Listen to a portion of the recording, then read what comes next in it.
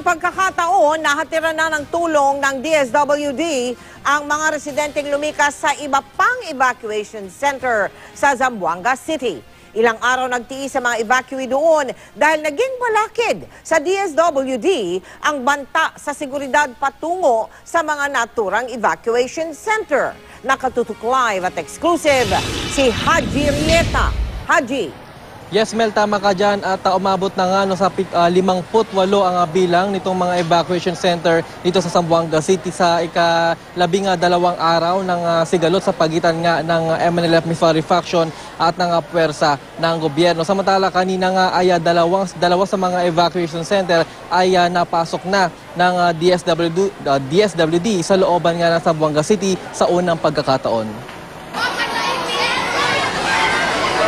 Halos pagkaguluhan ng truck ng DSWD nang dumating ito sa Arena Blanco National High School kaninang umaga. Ngayon pa lang kasing nahatira ng relief goods ang nasa 1,000 residenteng lumikas dito. Paliwanag ng DSWD, hinintay kasi nilang i-clear ng militar ang lugar para di mapahamak ang mga volunteer na magdadala ng tulong. Kahapon, clear na ang lugar.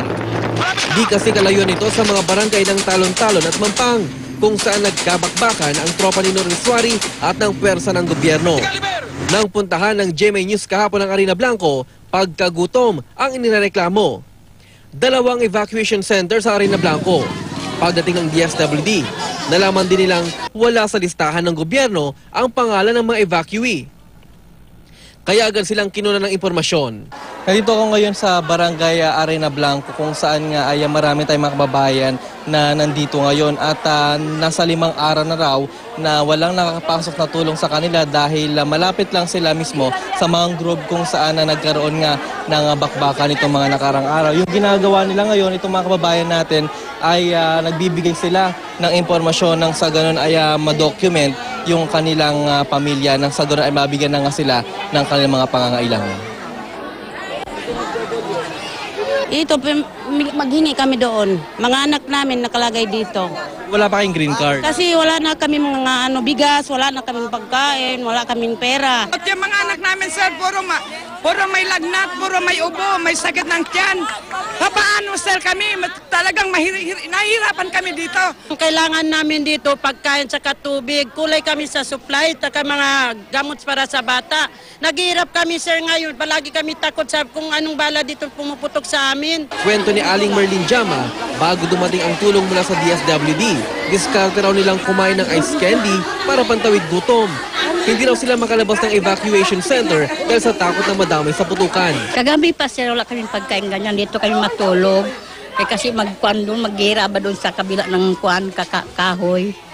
Tapos may asawa ako, hindi makanak buhay doon sa kuhan, sa city, kasi maghira doon.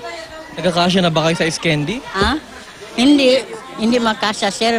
Kasi maghingi man ito araw-araw.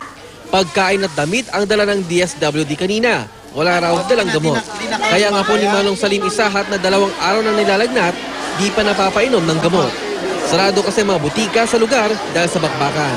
Mahirapan na kami, sir. Wala kami nakukuha ng mga pagkain, wala kami mga ano-ano kailangan namin. Wala na kami. Dahil hindi kami na makalabas, sir, sa mga bayan dahil matakot kami.